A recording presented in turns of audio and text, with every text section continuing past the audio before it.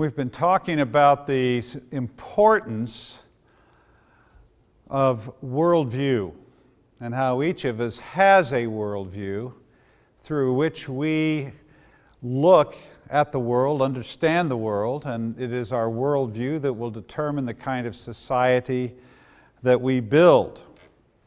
Another way of looking at this is to say that ideas have consequences. I found this illustration of a tree to be particularly helpful to people.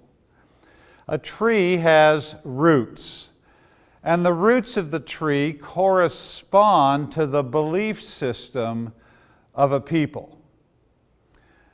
Then you have the trunk of the tree, and the trunk corresponds to the values that are derived from that belief system. What is good? What is bad? What is beautiful? What is ugly? So the value system comes from the belief system. The values, the trunk, leads to the branches of the tree, which is the behavior that comes from the value system. And then the fruit of the tree, the fruit is the outcome of the behavior. Ideas have consequences.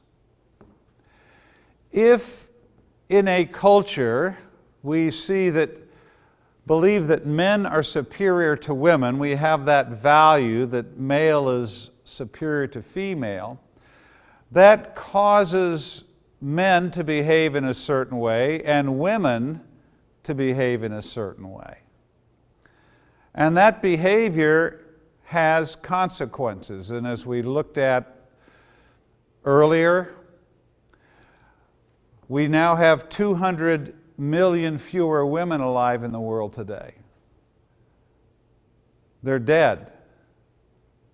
And they're dead because someone killed them. It could have been a doctor in a sex selection abortion. It could be a midwife at the birth. It could be a husband killing his wife. But you have dead females to the extent that there are 200 million fewer women in the world than there should be. Why? The fruit comes from the root, the belief system that produced the value system that male is superior to female. The next thing that we want to see is that ideas spread.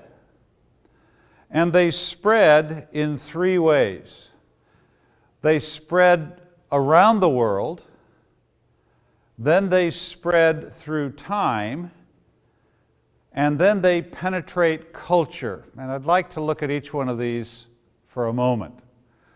First of all, ideas spread around the surface of the world. Jesus in Acts chapter 1 said, "We are to be His witnesses in Jerusalem, in Judea, in Samaria, and to the uttermost corners of the world." Here, ideas are to move horizontally around the surface of the world. And the church understands this today. We have a real sense of wanting to see the gospel move around the world, and we are in what some people call the final frontiers of missions, taking the gospel to unreached people groups in very remote places. And the mission thrust has moved outwards around the surface of the world. The next way ideas travel, they travel through time from one generation to another. And often today, as Christians, we're not as conscious of the need to engage in this multi-generational experiment. But the gospel is to go from parents to children and children to grandchildren. It's to move from one generation to another.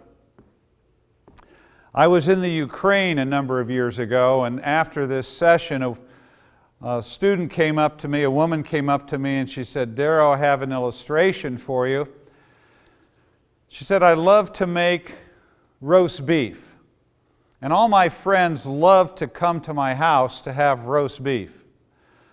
And one day, one of my friends said, what is the secret of your roast beef? What do you do to it that makes it so special?" And she thought for a moment, and she said, "Well, maybe it's because I cut the end of the roast off before I put it in the pan and roast it." And the friend said, "Well, why do you do that?" And the girl said, "Well, I don't know." And she thought for a minute, and she thought, "Well, that's probably because that's how my mom did it." So her girlfriend said, "Well, why did your mom do it that way?" She said, "I don't know." "Well, next time you see your mom, ask your mom why she cut the end of the roast off." And so when she saw her mother later in the week, she said, "Mom, why did you cut the end of the roast off?" And the mother said, "I don't know. That's just how Grandma did it." "Well, why did Grandma do it that way?" "Well, I don't know. She just did." So the next time she saw her grandma, she said, "Grandma, why did you cut the end of the roast off before you put it in the pan?" And her grandma said, "Because I had a very small pan and couldn't get the roast in it, so I had to cut the end off." "Well, why do we do the things that we do?" "I don't know. It's just because that's how my father did it, or my grandfather, or my mother, or my grandmother." And very often we live unexamined lives. We do things almost as if we are a programmed machine, as opposed to an image bearer of God who is wrestling with ideas and thinking about the reasons we do things, and thinking about where ideas come from and the impact they have on our lives. So ideas move from one generation to another, and if they are good ideas, then we are blessed by those ideas. But if they're not good ideas, then we receive the burden of those bad ideas. The third way ideas travel is vertically. They penetrate culture. We see this in Matthew chapter 28, where Jesus tells the disciples to make disciples of all nations. You're all familiar with this passage. Matthew 28:19, "Therefore go and make disciples of all nations, baptizing them in the name of the Father and of the Son and the Holy Spirit, and teaching them to obey all that I have commanded." The gospel is not just to go around the world, the gospel is to penetrate culture.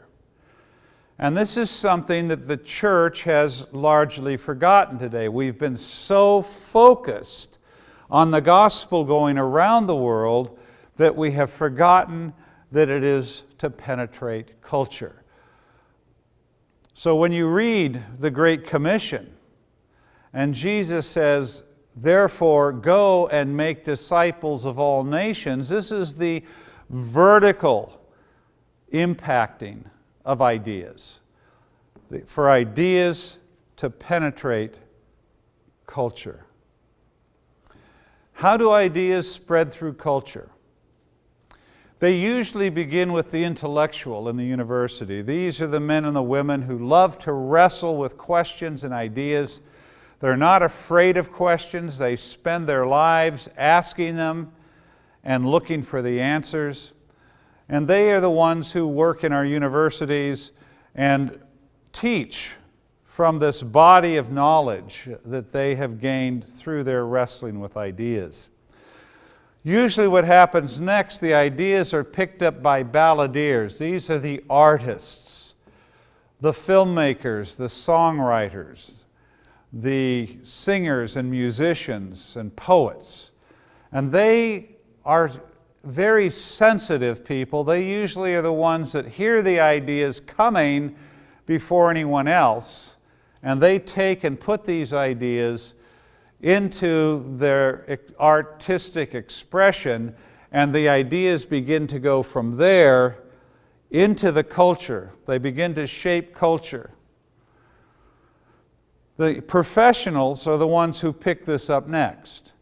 These are the doctors, the lawyers, the architects, and they take the ideas that are now part of the popular culture and they create laws and build institutions and structures in society that reflect these ideas. And then we live within the framework of these ideas. And then last, of course, is the common man and woman in a society, and whether the laws are just or corrupt, they are the ones that pay the price for the laws and structures that have been created. So ideas move around the world, they move through time, and they penetrate culture.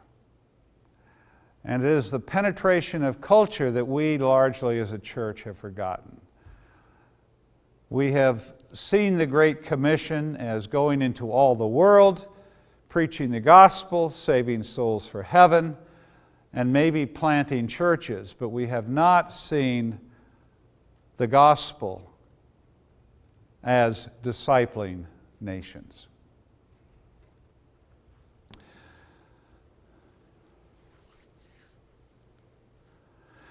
What does it mean for the gospel to penetrate culture? I'd like you to reflect on that.